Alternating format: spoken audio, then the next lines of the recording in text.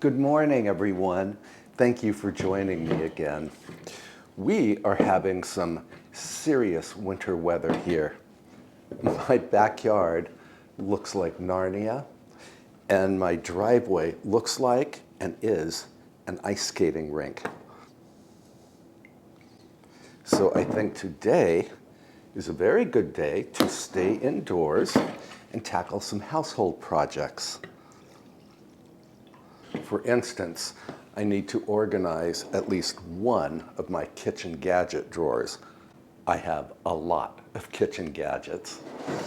But before we start organizing, I want to make a tea time treat as a reward for the work.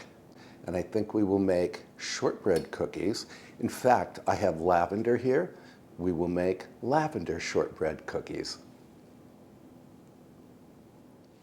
For the lavender cookies, I need all-purpose flour, caster or superfine sugar, or you could use regular granulated sugar, a little salt, and butter softened to room temperature. And for lavender shortbread cookies, we need lavender. I need to cream the butter and sugar together. I'm going to use my stand mixer, but you could certainly make this recipe using electric handheld beaters. You could even use a large bowl and a stout spoon. That's how everyone made cookies before the days of electricity. People got a lot of exercise while baking back then. I need my butter. This is 1 cup or 227 grams, a half cup or 100 grams of caster sugar, and 3/4 of 1 teaspoon of salt. And I'm going to beat the butter, sugar, and salt just until the mixture is very smooth. Perfectly smooth now. Then I need to beat in 2 cups or 260 grams of all-purpose flour. And I'm going to do this at low speed.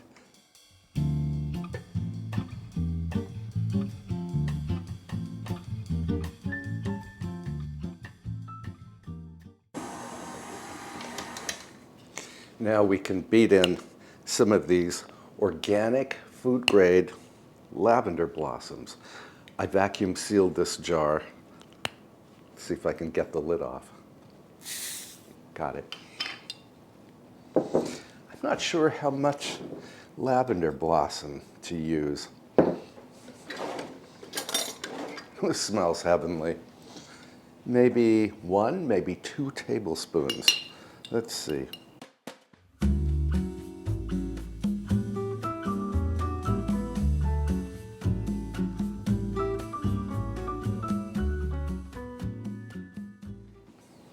And before we do anything else, I want to re-vacuum seal my lavender jar.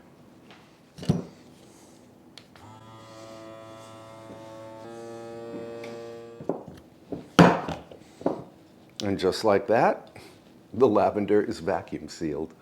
Now, I don't use lavender every day, so by sealing it with my jar vacuum sealer, the lavender stays fresh for, well, an indefinite period. Normally, I roll out this dough, but today I'm going to try to simply pack it into a 9-inch diameter baking pan. I need to grease my pan. And then for further anti-stick insurance, I'm adding a cutout piece of parchment. I think a 9-inch square pan is too large, so I am going to transfer this to an 8-inch pan, which I need to grease. Pan is basically non-stick, so I don't think I need the parchment.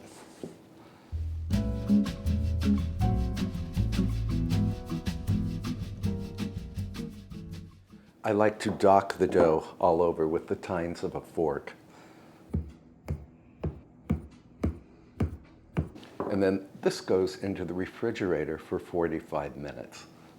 And while the dough is chilling, I can clean up my workstation, and then we can get cracking on that drawer organization. Onto the drawers. I have 3 drawers here, and let me show you what's in the first drawer.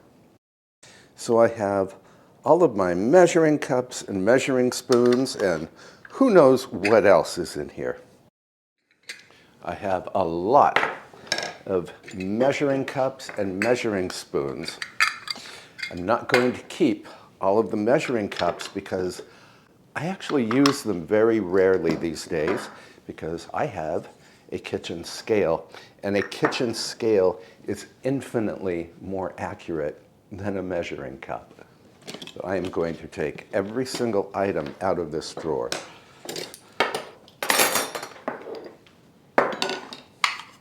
Look at these heart-shaped cups.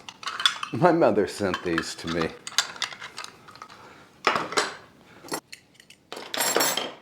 And here's my drawer liner, which I am going to wash, and then I need to vacuum out this drawer.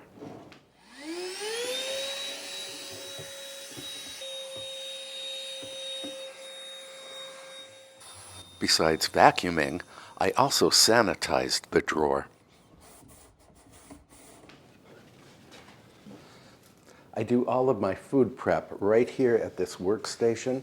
So if the drawers are not closed completely, inevitably bits of flour or bits of seasonings end up falling into the drawers. But this is all clean now. So my next task is to determine the keepers and the tossers.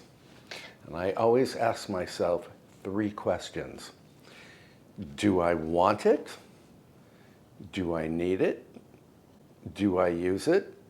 And do I have room for it? So we are going to start with all of these.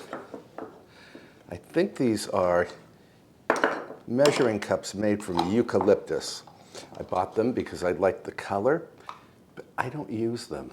So I am going to put these in a box and then determine if I want to give them away or just toss them. Ditto for these measuring cups, which are really very pretty, and that's why I bought them, or maybe they were gifted to me.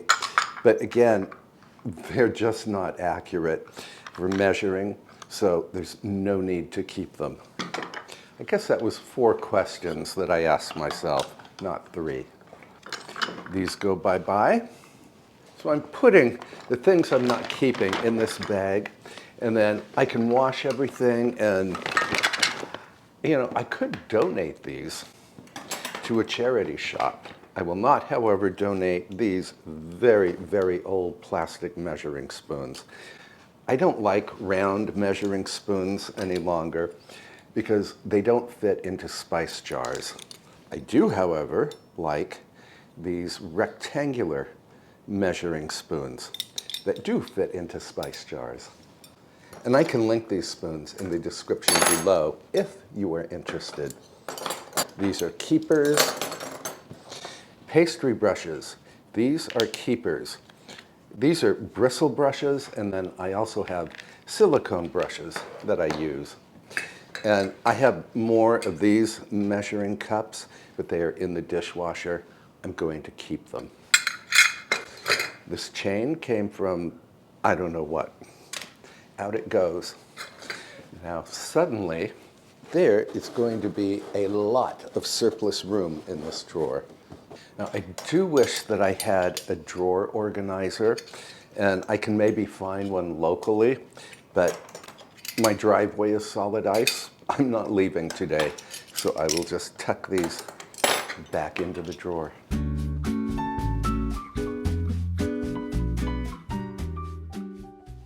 With all those measuring cups in that drawer, I would say that drawer measures up very well.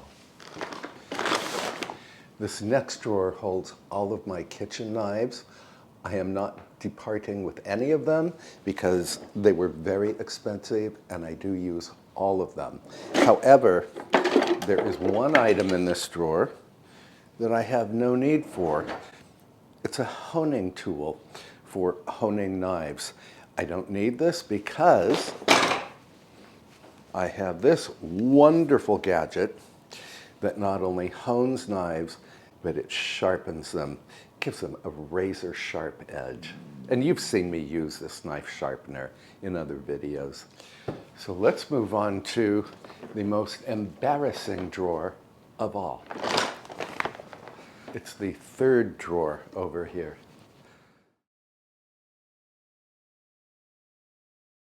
I don't even know what all is in here, although I do know that I use most of these gadgets fairly frequently. I really cannot stand clutter, but some things, life happens, and you end up with clutter.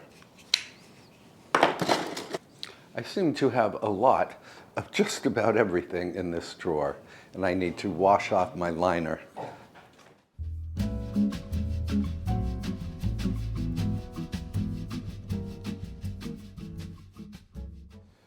Return the liner. I did wash this. I really need to find some, what are they called? No skid or no slip drawer liners. But I don't have them, so I'm going to use what I have. And maybe you and I can buy some new liners and some drawer organizers in a future video. So now, I really have to ask myself these questions. Do I need it? Do I want it? Do I use it? These are wooden skewers. I don't even remember why I bought them. Maybe at some point in my life, I intended to make kebabs, but I don't think I'm going to make kebabs anytime soon, so out they go. Actually, I can use these for kindling in the fire. I have not one, but two garlic presses. Do I need two? Probably not. So I will keep the more expensive of the two, and the other one I can give away or toss. This is a brush for cleaning some gadget. And I don't know what that gadget is, so I'm just going to set it over here for a moment. Then I have chopsticks, always useful when one is eating food that requires chopsticks.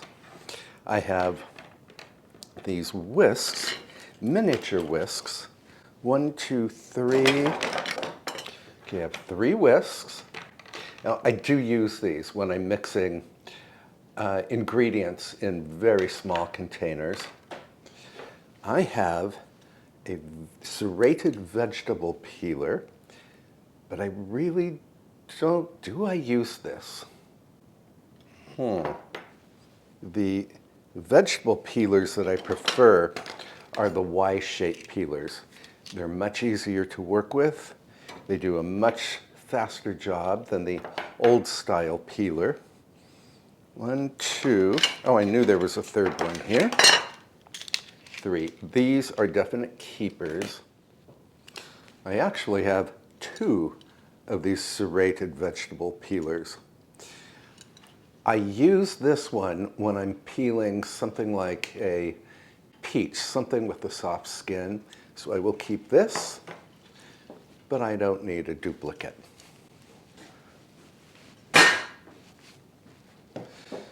Then I have not 1, but 2 citrus zesters.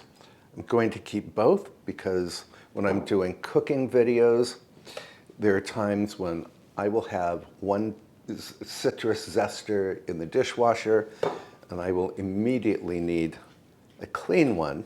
So it's good to have the second one on hand. These are keepers. This is a cheese grater. Keeper. My pastry cutter or pizza cutter, definite keeper. This I had totally forgotten about. It's a ravioli cutter, and it just fell apart. I think there is a nut that goes at the end of this, and I do not see it here unless I vacuumed it up. So I am not going to keep a tool that won't function the way I need it to function. If I decide to make ravioli again, I will buy another ravioli cutter. One of my rules is don't keep things that are broken, especially if you know in your heart of hearts that you will never fix that item. Then I have a lot of scoops, cookie scoops, an ice cream scoop, a melon baller, all keepers, because I do use them frequently. Cookie scoops are so great for portioning out cookie dough. They're also great for portioning out meatballs. So these are all the keepers over here. This is, a citrus zester when you want long strips of citrus, say for a cocktail. This is a keeper. Melon baller, you've seen me use this many times. We are keeping this one, actually, this is a regular vegetable peeler. I never use this any longer. Okay, let's move on to, here's another cookie scoop. Any others over here? Let's move on to the citrus juicers. I have this one, it's stainless steel. I have this one that is, I think, ceramic. And last weekend, I found in my post office box yet another citrus squeezer that a very kind viewer sent. Her name is Daisy. She sent a note saying that she had seen me struggle with these smaller juicers, and she said this is the one that she likes because it's very easy to use. So I'm going to keep Daisy's citrus juicer, and I will depart with this one. Can openers.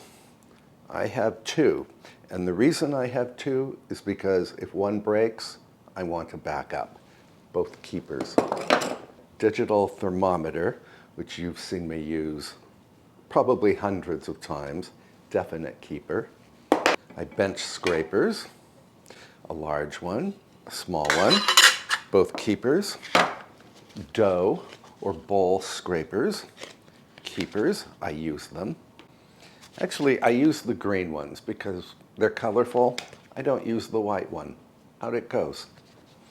My ruler, which I use frequently in baking.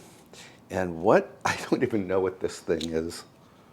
Oh, this is for cutting dough into long strips. Now, why did I buy this? There was some project I was doing where I needed this gadget. And I wonder if this thing goes with it.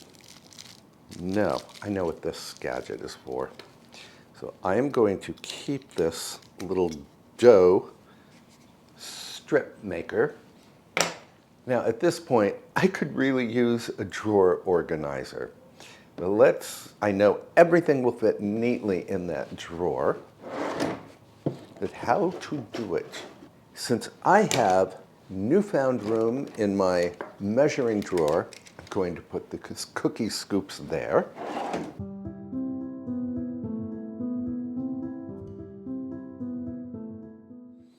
Short of a legitimate drawer organizer, I have some of these plastic food containers,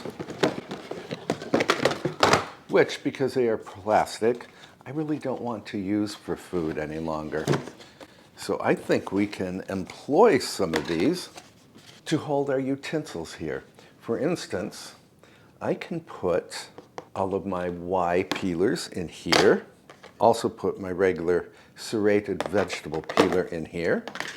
So this will be the peeler department.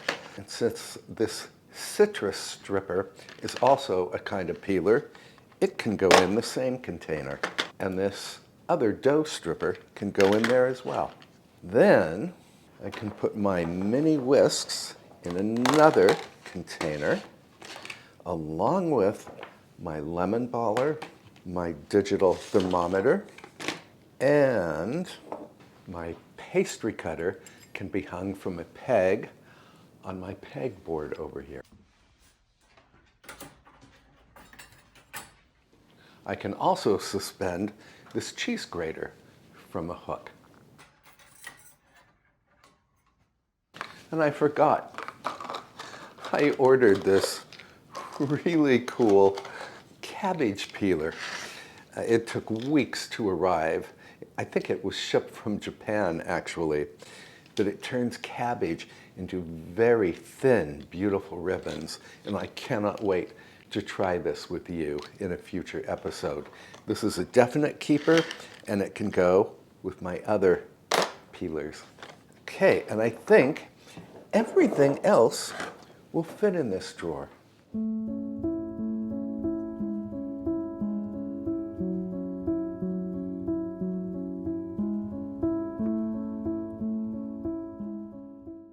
And all that is left is my ruler. And that will fit very conveniently right here. So you already saw the before. Let me show you the after. I found that the food storage containers worked very well in both of the drawers.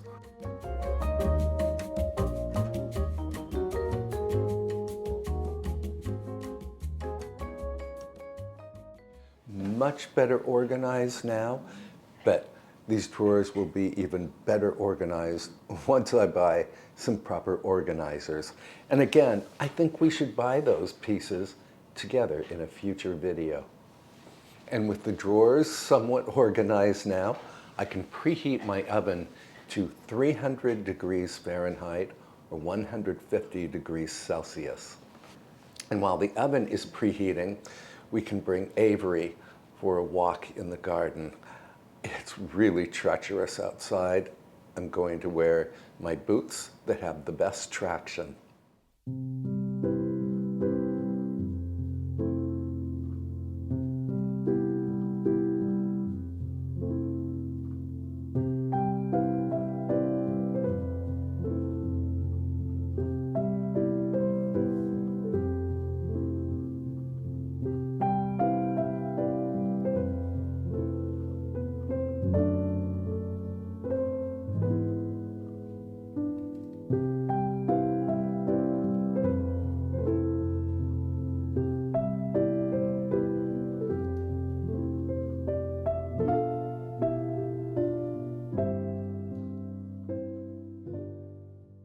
Well, that was some walk in the garden with Avery. She had no trouble, but there were places that my feet wouldn't even crunch through the snow because there's a layer of ice on top. So now my lavender shortbread is nicely chilled. Just for an experiment, I'm going to try to score the shapes I want with my bench scraper.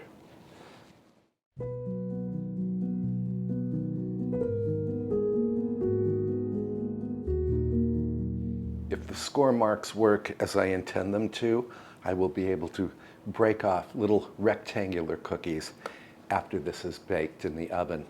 And this will take about 45 minutes to bake.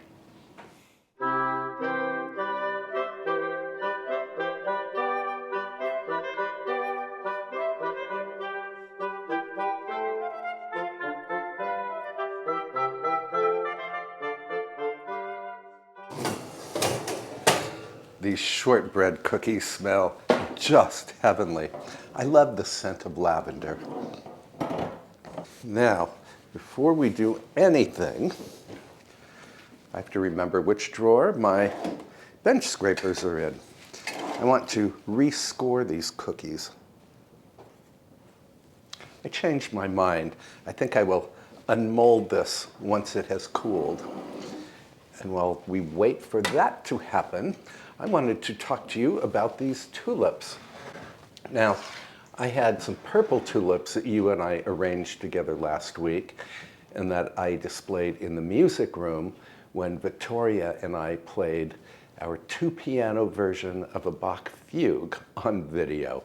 I hope you watched that video. Several of you commented on the tulips, and one viewer said that if you put a penny in the vase of tulips, that the tulips will last longer. Another person commented that her friend in Holland, Holland is the tulip capital of the world, said that if you put 3 pennies in the vase, the tulips will last longer.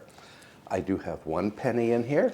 I'm going to add 2 additional pennies, and these are copper pennies.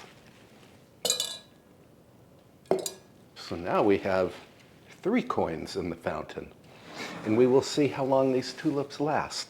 I bought these tulips on Saturday, and I mixed them with some upright yew from my garden.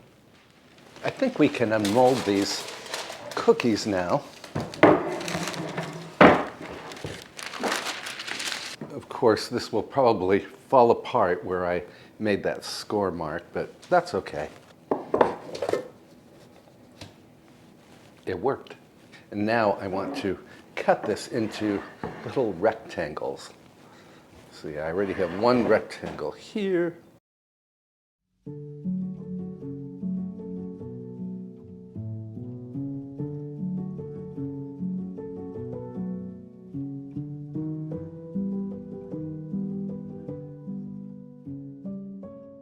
Then I want to transfer these cookies to a cooling rack to let them cool further. And as the shortbread cools, it will become quite crisp. Shortbread really is an easy cookie to make and always so delicious. And I'm glad that this idea of putting the cookie dough in this 8-inch baking pan instead of rolling out the dough and cutting out shapes actually worked out very well. I have a dog at my feet who would very much like to try one of these lavender shortbreads. But I don't think so, honey. I'm wondering if we should drizzle these cookies with some purple glaze. I say yes. I just put my cookies on the front porch to cool. It's so cold outside, I think they will cool completely in about 5 minutes. So I'm going to go ahead and make my glaze. Confectioner's sugar, a little water, a little more confectioner's sugar, and I just remembered I have some lavender paste. Well, I thought I had lavender paste, but I must have used it all up. So I'm going to add a little splash of pure lemon extract. Lemon and lavender, match made in heaven.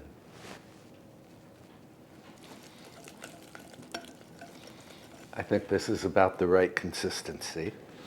Then, for color, I have my luster dust, which is edible luster powder.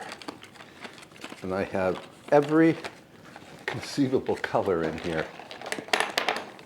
Here's purple, or maybe that's magenta.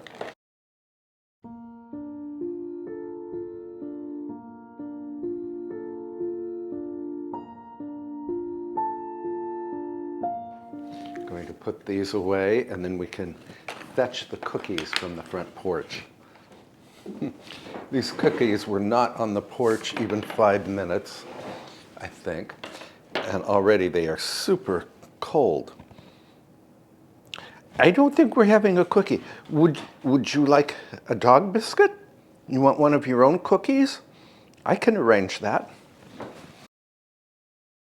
think I should put the parchment and the rack on a baking tray.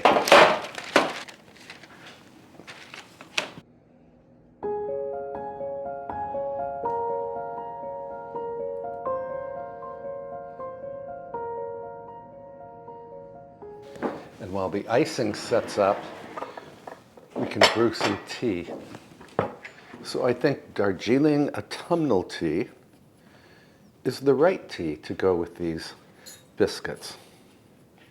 I think Earl Grey tea would go very well with them too, or even chai black tea.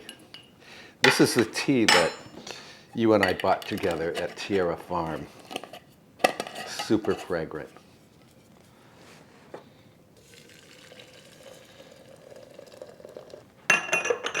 this one, and this one. Excuse me. Have you ever seen a dog that was this interested in sweets? Okay, into the parlor.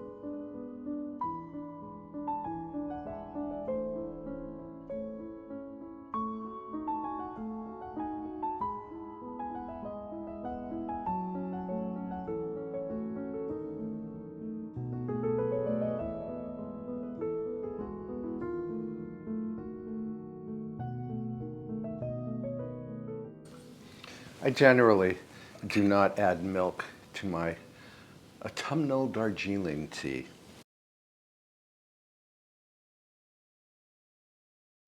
And what a superb tea it is. Lavender shortbread.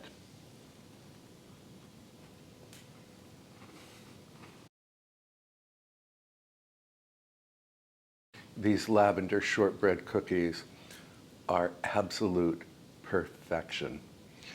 Fragrant, they have just the right amount of saltiness to them. The texture is firm, but it has that wonderful crunch, you know, as all shortbread does. And again, I will post the recipe for shortbread cookies in the description box below, and then you can always add lavender or not. For me, personally, it was not a mistake to add this glaze, and I'm so glad it's purple. Thank you so much for spending time with me today as we organized 2 of the kitchen gadget drawers, and we asked ourselves the questions, do I need it? Do I want it? Do I use it? And do I have room for it? It feels so good to have those drawers more organized now. And we brought Avery for a walk in the frozen tundra that is currently my garden. And we explored putting pennies in a vase of tulips to see if those copper pennies help the tulips to last longer in a vase. And of course, we made this tea and these exquisite cookies, which I hope you will try. We post a lot of cooking and baking and gardening and home decor videos on this channel. So if you have not yet subscribed, I hope you will do so. And please tap the notification bell to receive notifications every time we upload a new video. And until then, please take excellent care of yourself, and I will see you in the next episode. Bye for now, friends.